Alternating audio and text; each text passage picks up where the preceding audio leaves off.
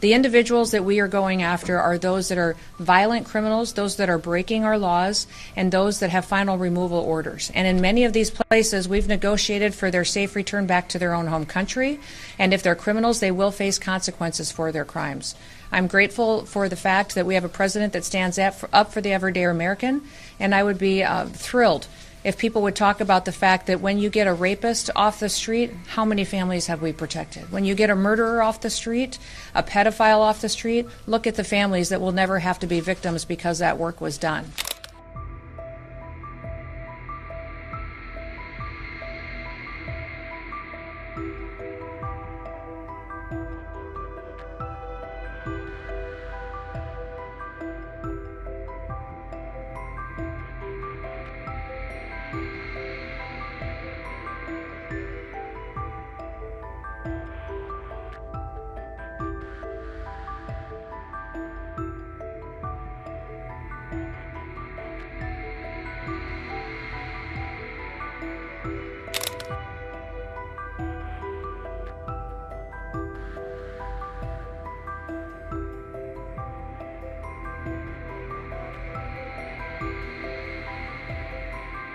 As the immigration crackdown intensifies, the U.S. Citizenship and Immigration Services has been granted sweeping new law enforcement powers by the Department of Homeland Security. The rule, effective in 30 days, allows USCIS agents to carry firearms, execute warrants, and make arrests. Traditionally, USCIS has processed visas, green cards, and citizenship, not acted as an enforcement agency. Now, the agency plans to train hundreds of special agents to investigate fraud and detain immigration violators. Critics reportedly say this blurs the line once dividing USCIS from U.S. Immigration and Customs Enforcement and U.S. Customs and Border Protection, which handled enforcement duties, warning that the shift could erode trust as immigrants may fear detention when attending USCIS interviews. As per reports, critics fear this undermines judicial independence and impartiality in immigration court proceedings. The move comes as 600 military lawyers were also approved to serve temporarily as immigration judges. USCIS says the expanded role enhances national security, fraud detection, and public safety efforts. The new rule empowers USCIS to conduct its own investigations, reducing reliance on Homeland Security investigations. Officials reportedly argued that the change allows ICE to focus on removing criminals and disrupting transnational crime.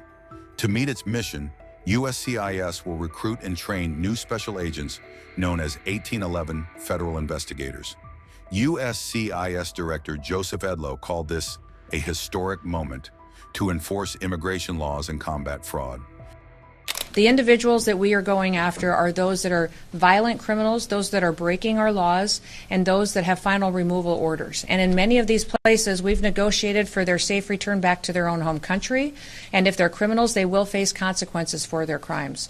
I'm grateful for the fact that we have a president that stands up for the everyday American, and I would be thrilled if people would talk about the fact that when you get a rapist off the street, how many families have we protected? When you get a murderer off the street, a pedophile off the street, look at the families that will never have to be victims because that work was done.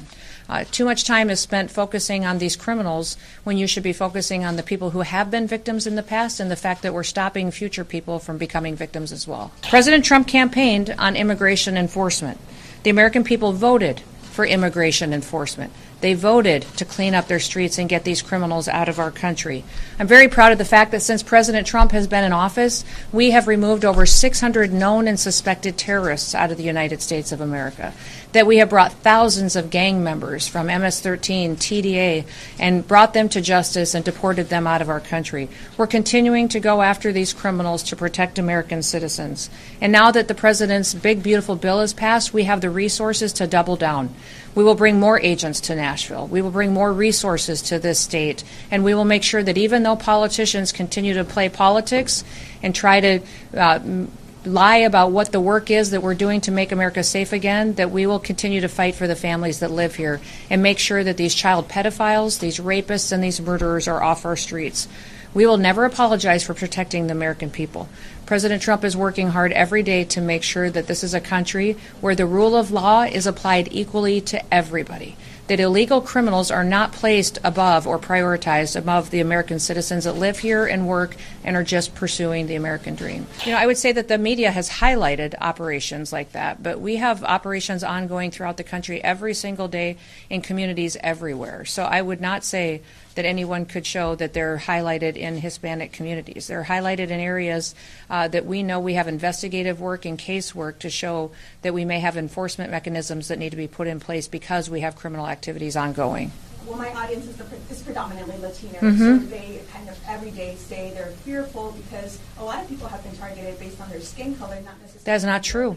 And so that has been another false narrative that has been put out there in the media that I absolutely want to throw back at you and say that is absolutely false, and don't you dare ever say that again. We have judges out there and other individuals saying people have been targeted that way, and it's not true. Every single operation that we do on ICE is based on investigative work and on case work to show that there is a reason and reasonable suspicion to go into an area and to talk and look at individuals that are involved in criminal activity. So because that is a narrative that people have been out there saying doesn't make it true, and it should not be repeated. Any specific information you can share with us about the number of additional agents or the additional resources you plan to bring to Nashville or Tennessee? Well, that analysis is getting done. We will have dozens of more officers and agents that will be here in the Nashville area. And we will continue to make sure that there are resources not just in Nashville but throughout the state, and also this office covers Kentucky as well. So we will do an analysis of where we see criminal activity and where we need those individuals to make sure that we can have people go forward and do their operations and do them safely. Clearly, when there is a sanctuary city or there's a sanctuary state, we're going to have to put more federal officers there because there's not a cooperative agreement with the local and state law enforcement that has their backs and allows them to conduct their operations safely. So when you're looking at a city like New York City or Nashville or Chicago, Illinois, we're going to have to put more federal officers there in order to run our operations safely. But we have over 800 agreements across this country with other city, local, and state officials that partner with us every single day. And we're so thrilled to have those leaders in those cities being grateful that we're there cleaning up their streets and getting dangerous individuals off their streets.